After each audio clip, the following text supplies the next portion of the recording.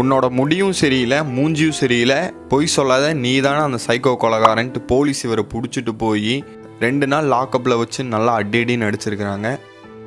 உழைச்ச பணத்தை கேட்க போன ப்ரொடியூசர் வீட்டில் ப்ரொடியூசரோட ஒய்ஃப் இவன் பார்க்க திருட மாதிரி இருக்கான், கண்டிப்பாக ஏதோ திருடிட்டு போக தான் வீட்டுக்கு வந்திருக்கான்ட்டு நாயை விட்டு கடிக்க வச்சுருக்காங்க. ஆளையும் மூஞ்சியும் பாரு எவ்வளோ கேவலமாக இருக்கான்னு. இவனெல்லாம் எப்படி வேலைக்கு எடுத்துக்கிறது, இவனை பார்த்தா ஏதாவது ஒன்று விற்குமா, இல்லை யாராவது ஒருத்தவங்க வந்து வாங்குவாங்களா அப்படின்னு பிறந்ததுலேருந்து அவமானத்தை மட்டும் சந்திச்சிட்ருக்கிற யோகி பாபுவோட லைஃப் ஸ்டோரி இந்த வீடியோவில் பார்க்கலாம். இப்போ நீங்கள் ரொம்ப டிப்ரெஷனில் இருப்பீங்களா, என்னால் அது முடியல இது முடியல, எல்லோரும் திட்டுறாங்க, எல்லோரும் என்னை டார்ச்சர் பண்ணுறாங்க, நான் ஒன்று நினைக்கிறேன் அது ஒன்று நடக்குது, அந்த மாதிரி ரொம்ப ஸ்ட்ரெஸ்டாக இருப்பீங்கள்ல, உங்களுக்கு இந்த வீடியோ ரொம்ப ஹெல்ப்ஃபுல்லாக இருக்கும். கண்டிப்பாக சொல்கிறேன், இந்த வீடியோ எண்டில் உங்கள் கண்ணில் கண்டிப்பாக டியர்ஸ் இருக்கும். ஒரு 13 வருட உழைப்புக்கு அப்புறமா தான் இவருக்கான அங்கீகாரமே கிடச்சிது.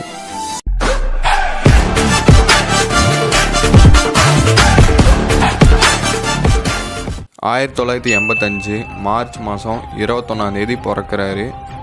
அப்பா பேர் விஸ்வநாத், அம்மா பேர் விஷாலாட்சி. அப்பா பற்றி சொல்லணுன்னா அப்பா ஒரு மிலிட்ரி ஆஃபீஸர், ஸோ ஃபேமிலி கூட டைம் ஸ்பெண்ட் பண்ணவே முடியாது.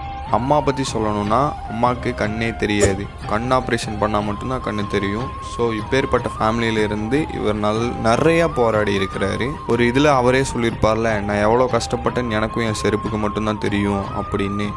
எனக்கும் என் செருப்புக்கு மட்டும் அது மட்டும் இல்லாமல் யோகி பாபு அவர்கள் 10th ஃபெயில். ஸோ வாழ்க்கையில் 0வாக ஃபீல் பண்ணிகிட்டு இருக்கிற காரணம் அவரோட 20 ஏஜ். அப்போ அவர் என்ன பண்ணாருன்னா ஆக்டிங் ட்ரை பண்ணுறாரு. முதல் முறையாக கூட்டத்தில் ஒருவனாக நடிக்கிறதுக்கு வாய்ப்பு கிடச்சிது. ஒரு நாளைக்கு 300 ரூபா பேமெண்ட், அந்த மாதிரி 10 நாள் நடிக்கிறாரு. 10 நாளைக்கு 3000 ரூபா, ஓகே ஜாலியாக இருக்கலாம் அப்படின்னு நினச்சிட்டு இருக்கும்போது 10 நாள் முடியுது. இவருக்கு 3000 ரூபா வர வேண்டிய இடத்துல 1500 ரூபா தான் வருது. என்னன்னா இவ்வளோ சம்பளம் கம்மியாக கொடுத்துருக்கீங்க அப்படின்னு கேட்டதுக்கு, உன்னோட மூஞ்சிக்கெல்லாம் அது போதும்டா அப்படின்னு சொல்லிட்டாங்க. இவரும் உழைச்ச காசு இல்லையா, அதை வாங்கறதுக்கு ரொம்ப போராடுறாரு. அப்போ வந்துட்டு ப்ரொடியூசர் என்ன சொல்லுவார், சரி தம்பி நீ நாளைக்கு வீட்டுக்கு வந்து வாங்கிக்கோ அப்படின்னு சொல்லிட்டாரு. ஓகே இன்னைக்கு 1500 ரூபா நமக்கு கிடச்சிரும் அப்படின்னு சந்தோஷத்தில் இவர் ப்ரொடியூசர் வீட்டுக்கு போகிறாரு. அங்கே ப்ரொடியூசரோட ஒய்ஃப் என்ன பண்ணுறாங்கன்னா நாயை விட்டு கடிக்க வைக்கிறாங்க. ஏன்னு கேட்டால் இவன் பார்க்கறதுக்கு பொறுக்கி மாதிரியே இருக்கான், திருட மாதிரியே இருக்கான், ஏதோ திருடிட்டு போக தான் நம்ம வீட்டுக்குள்ளே வந்திருக்கான், போலீஸ் கால் பண்ணுங்க அப்படின்னு சொல்லிட்டாங்க. இவருக்கு மனசே இல்லை. ப்ரொடியூசர் சொல்கிறாரு இந்த பையன் காசு வாங்க வந்திருக்கான் அப்படின்ட்டு. அதுக்கப்புறம் தான் என்ன மூஞ்சிடா இது அப்படின்ட்டு அவரே வருத்தப்பட்டார். அதுக்கப்புறம் அவரே மொட்டை அடிக்க ஆரம்பிச்சிட்டார். இந்த முடினால தானே இவ்வளோ பிரச்சனை அப்படின்ட்டு மொட்டையும் அடித்து கொஞ்ச நாள் சுற்றிட்டு இருந்தார். இன்னொரு இன்சிடென்ட் சொல்லவா, இவர் கஷ்டப்பட்டு சந்தித்தது ஒன்று. இவர் ஒரு நாள் நைட் ஷூட்டிங் போயிட்டு முடிச்சுட்டு வரும்போது கரெக்டாக இவர் போலீஸ் பிடிக்கிறாங்க.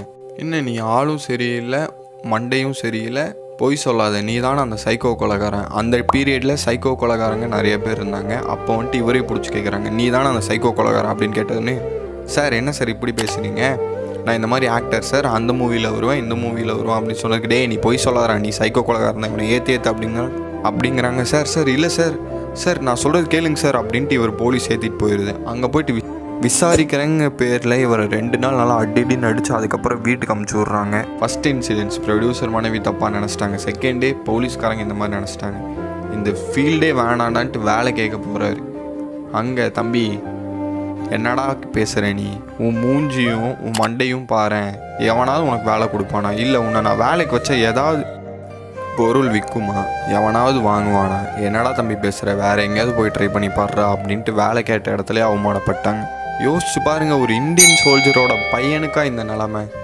ஆமாங்க இவங்க அப்பா இந்தியன் சோல்ஜர். இவரும் தன்னோட அப்பா மாதிரி ஒரு ஆர்மியில் போய் வேலை செய்யணும் அப்படிங்கிற கனவோட தான் படித்தார். படிப்பு மண்டையில் ஏறல. சரி ஸ்போர்ட்ஸ் கோட்டாவில் ட்ரை பண்ணாங்க போது அங்கேயும் உடல் உருவத்தை வச்சு கிண்டல் பண்ணுறாங்க.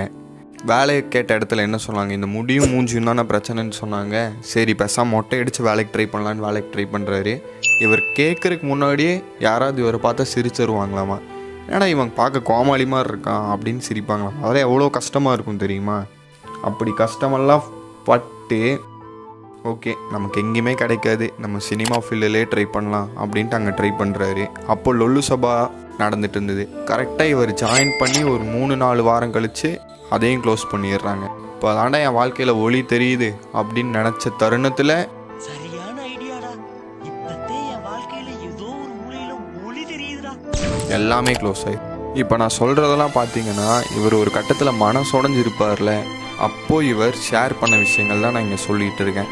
அப்போது இதை கேட்டவர் சொன்னார், டே ஒருத்தவங்க உன்னை இந்த மாதிரி திருடன் நினச்சிருக்காங்க, இன்னொருத்தவங்க காமெடின்னு நினச்சிருக்காங்க, இந்த மூஞ்சில் ஏதோ ஒன்று இருக்குடா, நீ கண்டிப்பாக ட்ரை பண்ணிகிட்டே இருறா. அப்படிங்கும்போது தான் இவருக்கு அடித்த லக்கே யாம் இருக்க பயமேங்கிற படம் வாய்ப்பு தான். அந்த படத்தில் பன்னி மூஞ்சி வாயான்னு ஒரு கேரக்டர் பண்ணுறாரு. அந்த கேரக்டர் பிரபலமாக பேசப்பட்டுச்சு. எல்லாருமே பன்னி மூஞ்சி வாயா அப்படின்ட்டு கண்ணாடி பார்த்து சொல்லிகிட்டு இருப்பாங்க. அந்த டைம் பீரியடில் இவருக்கு நிறைய சம்பளம் கிடைக்கிது. முதல்ல சம்பளம் நிறைய கிடைச்ச உடனே இவங்க அம்மாவோட கண் ஆப்ரேஷனை சரி பண்ணுறாங்க. சரி பண்ணிவிட்டு தேட்டருக்கு போய் கூட்டிகிட்டு போகிறாங்க. யாம் இருக்க பயமேன் படம் காட்டுறாங்க. எல்லாரும் பன்னி மூஞ்சி வாயா சீன் வரும்போது கத்துறாங்க, பன்னி மூஞ்சி வாயா. படம் முடிஞ்சு வீட்டுக்கு வந்தோடனே இவங்க அம்மா ஓன்னு அழுகிறாங்க. யோகி பாபு நினச்சிட்டாரு இல்லை அம்மா ஆனந்த கண்ணீரில் அழுகிறாங்க அப்படின்ட்டு. ஆனால் அவங்க அம்மா சொல்கிறாங்க, என் தங்கம் எவ்வளோ அழகாக இருக்குது, ஏன் எல்லோரும் பன்னி மூஞ்சி வாயான்னு சொல்கிறாங்க, எனக்கு ரொம்ப கஷ்டமாக இருக்குல்ல, எதுக்கு இந்த கண்ணு கொடுத்த, முதல்ல இந்த கண் இல்லாமல் இருந்தால் இதெல்லாம் பார்த்துருப்பேனா, இதெல்லாம் பார்த்து இன்னும் கஷ்டப்பட்டுருப்பேனா அப்படின்னு அவங்க அம்மா அவங்க இதை கேட்டோடனே அவர் ஒரு செகண்ட் யோசிச்சார், என் லைஃப்பில் எவ்வளோ ப்ராப்ளம் பார்த்துருக்கேம்மா, அதெல்லாம் நான் உங்ககிட்ட சொன்னால் நீ செத்தே போயிடுவோம்மா அப்படின்னு யோசிச்சிருக்கேன். பட் இப்போது இவர் நடிக்காத ஹீரோஸே இல்லைன்னு தான் சொல்ல முடியும். இவரோட நல்ல மனசு பார்த்தீங்கன்னா இவர் நிறைய இடத்துல காசு வாங்காமல் ஆக்ட் பண்ணி கொடுக்குறாரு. நான் வரேன், நீ ஆக்டிங் பண்ணிக்கோ, காசு பற்றி பிரச்சனையே இல்லை அப்படின்ட்டு. ஏன்னா இவர் செட்டில் ஆகிட்டார், இதுக்கப்புறம் எதுக்கு எனக்கு பணம் அப்படின்ட்டு நிறைய பேர்த்துக்கு ஃப்ரீயாகவே பண்ணி கொடுக்குறாங்க. நிறைய நல்லது பண்ணுறாரு, நிறைய ஸ்கூல் பசங்களை படிக்க வைக்கிறாங்க. இந்த மாதிரி எக்கச்சக்கமானது இருக்குது இவரை பற்றி சொல்கிறதுக்கு. இப்போ காமெடி ஃபீல்டில் எடுத்துக்கிட்டிங்கன்னா இவர் தான் நம்பர் 1. கண்டிப்பாக இந்த கதை உங்களுக்கு பிடிக்கும்னு நினைக்கிறேன். அப்படி இல்லைன்னா உங்கள் வாழ்க்கையில் நீங்கள் கஷ்டப்பட்டுட்டு இருப்பீங்களா, அப்போ யோகி பாபுன்னு நினச்சி பாருங்க. உங்களுக்காவது முடி நல்லா இருக்கு, மூஞ்சி நல்லா இருக்குது, பட் யோகி பாபுக்கு அதுவே இல்லை அப்படின்ட்டு பல இடத்துல செருப்பால் அடி வாங்கியிருக்கிறாரு. அவரோட வாழ்க்கையோட உங்கள் வாழ்க்கையை கம்பேர் பண்ணால் போய் வேலையை பாருங்கள்.